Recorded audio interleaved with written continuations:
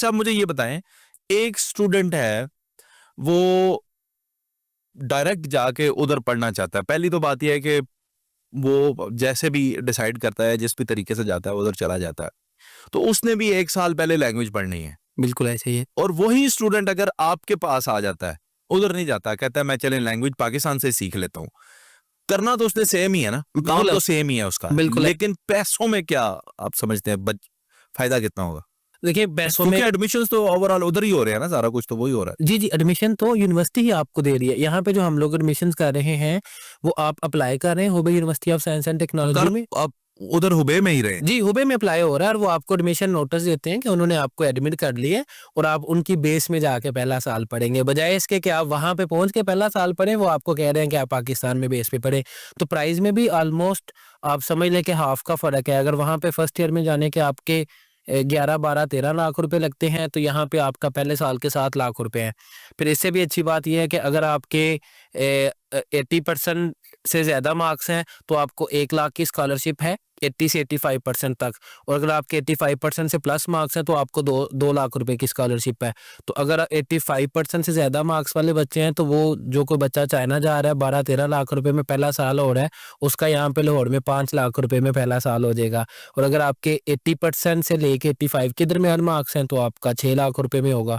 और अगर आपके 80% से लेस मार्क्स हैं तो फिर भी 7 लाख में होगा। लेकिन ये ट्यूशन वाइज फर्क नहीं है, इसके अलावा भी बहुत से फैक्टर्स हैं। जैसे आपने वहां पे अगर डायरेक्टली अप्लाई करना है, आपको एक महीने के लिए डॉक्यूमेंटेशन में पासपोर्ट के टाइम से गुजरना होता है। फिर देखिए सबसे बड़ा जो मेजर मसला आता है, यहाँ से एक ट्रांजिशन का मसला आता है। आप बिल्कुल एक कल्चर से उठ के दूसरे कल्चर में जा रहे हैं, जिसमें कि आपने चाइनीज लैंग्वेज और कल्चर का बहुत ज़्यादा डिफरेंस है। क्योंकि आपको पता है हमें तो यहाँ पे चाइनीज का कुछ भी नहीं आता। लास्ट टाइम पॉडकास्ट में कुछ बात हुई थी तो आपको, मुझे उम्मीद है कि आपको याद होगी, ये भूल नी गया। हाओ। नहीं हाँ देखिए अभी आपको याद है।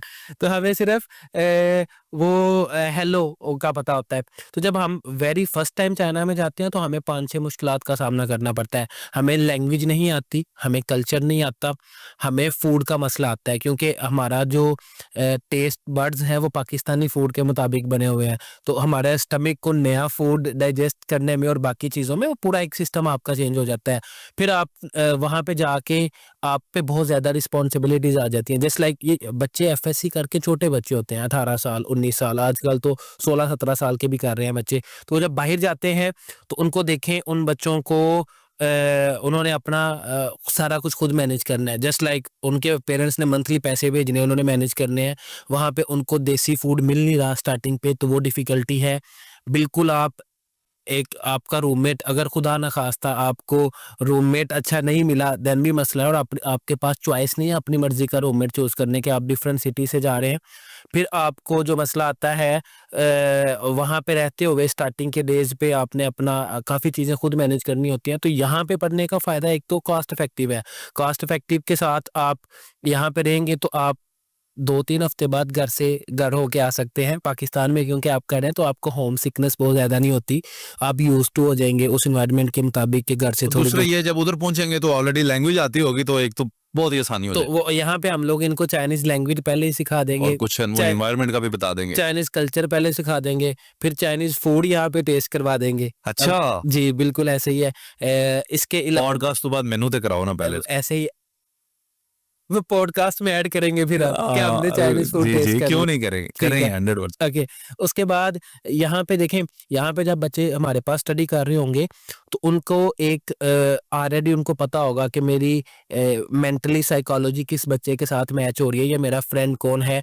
तो यहाँ पे रहते हुए उनको ईजी हो जाएगा अपना रूममेट डिसाइड करना। और जब कल नेक्स्ट वीज़ा प्रोसेस के लिए ट्रैवल करेंगे तो कोई अकेला तो ट्रैवल नहीं करेगा, पूरी क्लास एक साथ वीज़ा हाँ, लगाएगी। बड़ी आसानी हो जाएगी। 1 साल हाँ, वहां तो पे बहुत ट्रैवल अच्छी बात करेंगे है। तो वो सफर भी जो है वो जस्ट लाइक एक ट्रिप हो जाएगा। फाइनेंशियल्स के अलावा भी बहुत ज्यादा ऐसे फायदे हैं जो बच्चों को फायदा हो जाए।